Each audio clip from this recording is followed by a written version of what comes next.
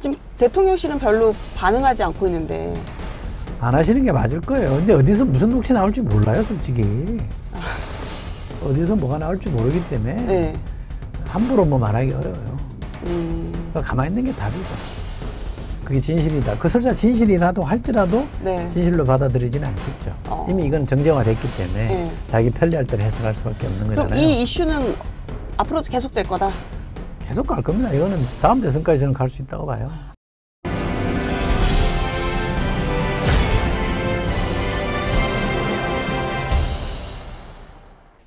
이제 조금 딴 얘기를 해볼게요. 이 최근 정치권에서 유독 자주 거론되는 인물, 제가 누구 말 얘기할 것 같으세요? 누구죠? 명? 네. 이쪽 지금 명이라고 그러면 안 되는구나. 왜요?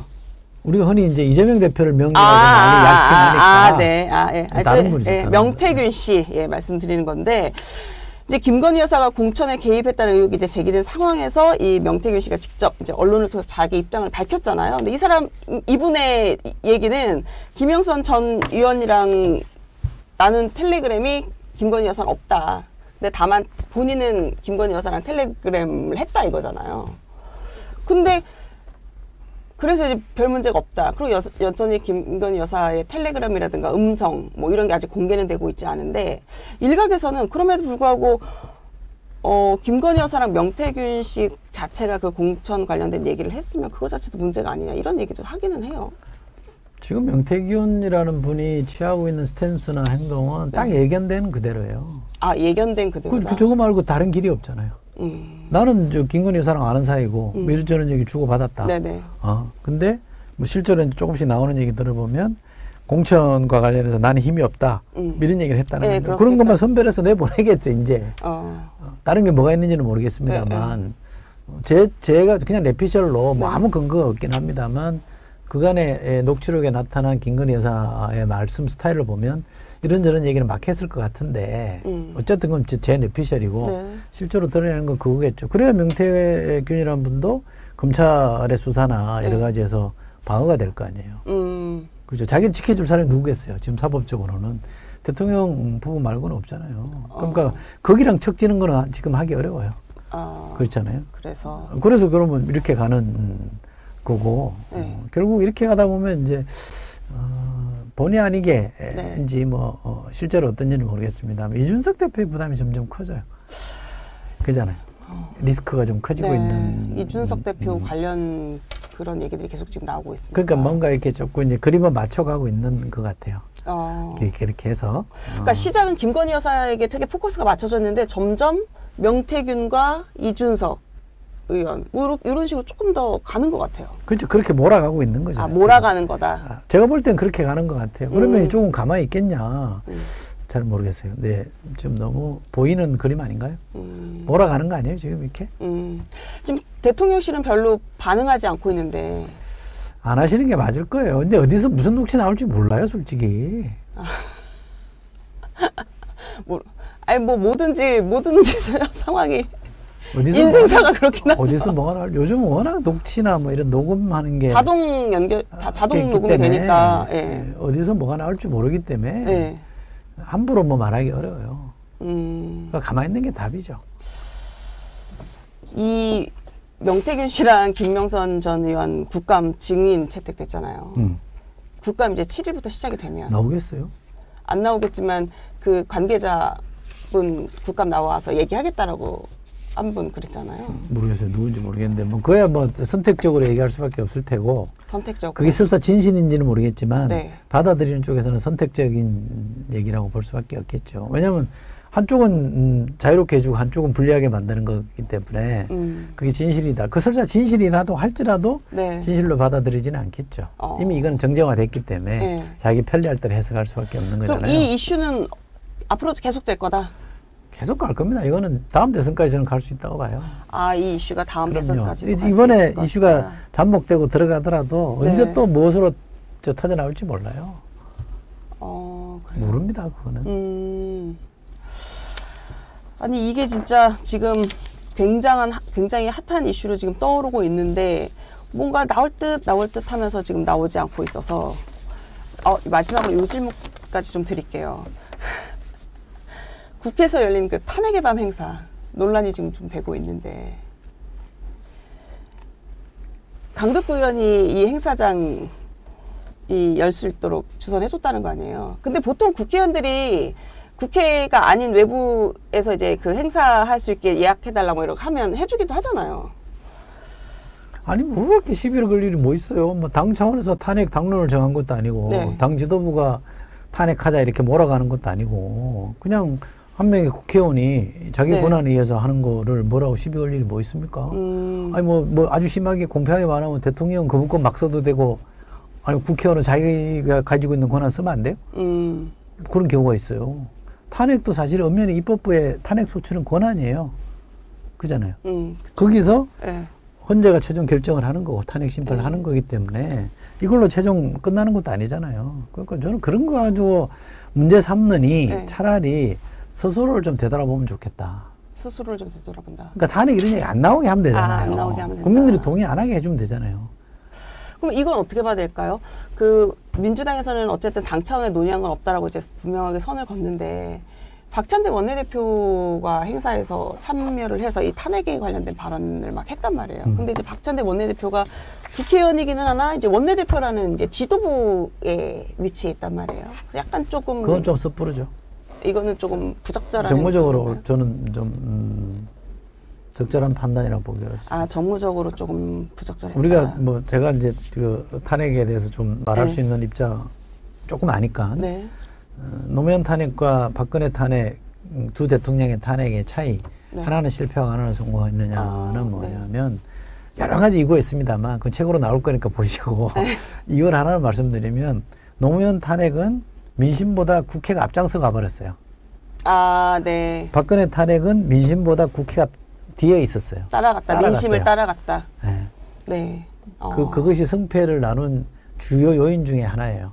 그럼 지금의 분위기는 어떻다고? 그러니까 국회가 너무 야당이 의석을 가지고 밀어붙이면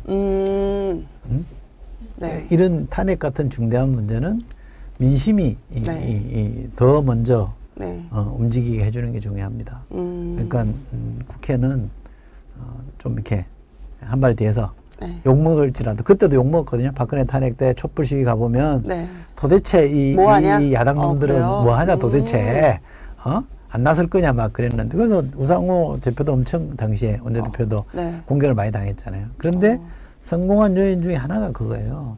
그래서 박근혜 탄핵의 성공한 요인을 미국에서 트럼프 탄핵할 때 네. 우리가 한국의 케이스에서 배워야 된다. 라고 하는 것까지 이 미국 조야에서 얘기가 됐어요. 그래요? 몰랐네요. 더 자세한 건 책을 통해서. 아니, 책을 통해서라면 책을 쓰시나요? 이제 나올 거예요. 그래요? 언제 나오나요? 거기다 넘어가서 이제 하고 있기 때문에. 책 쓴 지 하면 너무 속 보이니까. 아니, 또, 그 사이 또, 저희 요거 오시면서 또, 책도 쓰고 계셨구나. 저도 오늘 알았네요, 또. 시청자 질문이 또 들어왔다는데, 저희 이게 카메라가 있어갖고 잘 보이지가 않는데, 이재명 대표도 계속 탄핵론 얘기를 해왔기 때문에. 끝이에요? 이게 당론이 아니냐, 이 얘기. 아니죠. 당론은 저렇게 정하는 건 아니죠. 당론은 아니다. 그리고 제가 알기로는 제가 뭐 약간 과문한지 모르겠습니다. 이재명 대표가 윤석열 대통령 탄핵하자. 네. 이런 얘기를 한 적은 없는 걸로 기억하는데, 당론은 의원총회를 열어서 최종 결정을 해야 돼요. 이건 당론입니다라고 해야 돼요. 그리고 박근혜 탄핵 때는 각 당이 그런 절차를 거쳤어요. 네. 가령 뭐 금투세 같은 경우도 의원총회를 통해서 당론으로 가느냐 아니면 지도부에 맡기느냐 뭐 결론을 내겠다 이런 것처럼 지도부가 얘기한다고 그게 당론이 되는 건 아니니까. 그럼요. 아직까지 탄핵은 아직 갈 길이 멀어요. 그런 얘기를 뭐 의원총회라든가 이런 거에서 그걸 안건으로 올린 적은 없으니 공식적으로 이제 당론은 아니다. 다만 이제 이재명 대표라든가 박찬대 원내대표 같은 경우는 지도부기 때문에 국민들이 보기에는 이렇게 시청자 질문이 올라오는 것처럼 당론으로 약간 오해를 살 소지는 좀 있을 것 같긴 해요. 그럴 수 있죠. 그래서 조금 더 신중하게 움직일 필요가 있습니다. 그러니까 야당은 야당한테 여당 지지층이나 또는 중도층이 저 답정론에 무조건 탄핵하자는 거네 이렇게 비춰지면 안 된다는 거. 하다가 이래저런 방법을 다 써봐다지 이거 도저히 안 되겠다. 그래서 결과적으로 나온 게 탄핵이다. 그렇지. 그래서 국민들이 야 저거는 이제 저 자리에서 헌법재판소 표현하면 파면하는 게 맞겠다. 라는 그런 정서가 광범위하게 형성이 됐을 때 네. 국회가 그러면 뭐 저희가 알겠습니다 이렇게 네. 해야지 먼저 이렇게 나서면 될 일도 안 되는 거 아니에요? 너무 정략적으로 이게 비춰지는 건 안 좋습니다. 정치권이나 이 사람 사는 인생사나 순리에 맞게 흘러가는 게 중요한 것 같아요. 그러니까 탄핵이 너무 잦으면 네. 지금 우리가 벌써 대통령 2명 탄핵했잖아요. 국회에서는 의결을 했잖아요. 미국은 한 번도 없거든요. 아직. 네, 그렇게 되면 국민이 너무 불행해지는 것 같아요. 그 탄핵 자주 한다고 해서 민주주의 국가 같으면 지금 남미는 최선진 민주주의 국가죠. 아니잖아요. 그 지금 엉망인 나라들 많잖아요. 네. 그러니까 우리가 잘 판단해야 되고 국민들이 저는 그런 신중함, 프루던스라고 그러죠 영어로. 그 신중함이 저는 국민들 사이에 있다고 봅니다. 그러니까 제가 지금 이 탄핵 얘기 나와서 드리고 싶은 말씀은 제발 윤석열 대통령이 국민 자극하지 마세요. 탄핵까지는 안 가게 국민들한테 죄송한 건 죄송하다 그러고 잘못한 건 잘못했다 그러고 바로 잡을 건 바로 잡으세요. 그러면 국민들이 그렇게 해봐라 그러면 이 거부권도 기회를 줄 거예요. 대통령이 국민을 자극하는 요인이라고 보세요? 계속 지금 자극하고 염장 지르고 있잖아. 뭐 하든지 말든지 막 이러고 아니에요. 이렇게 대통령이 그렇게 국민들한테 염장 지르거나 자극하는 건 안 좋죠. 그러면 안 돼요.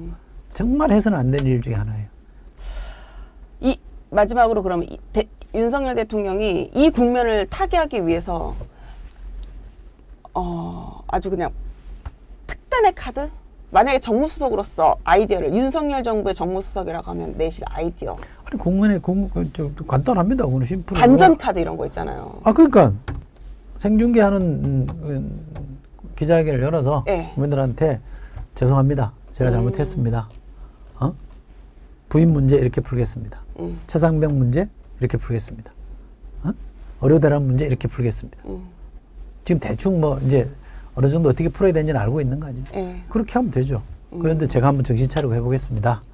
도와주십시오. 그러면 국민들 오케이 해봐. 이럴 거려? 아직 임기반이 넘지 않았으니까. 야, 그거 됐고 막 이러진 않을 거란 말이에요. 다시 힘을 실어주실 것이다 국민들이. 그럼요. 바람은 이렇게 편성해서 가야 되는 거지. 맞설면 안 돼요. 세상에 어떤 지도자도 어떤 독재자도 어떤 전체주의 지지자도 민심을 거슬려서 이긴 사람은 없습니다. 네. 민심을 거슬러서 이기는 사람은 없다. 게다가 그것도 종신도 아니고 기껏 5년짜리인데. 이 얘기는 정말 뭐 여의도나 용산이나 모두 정치인들이라면 새겨야 될 말인 것 같습니다.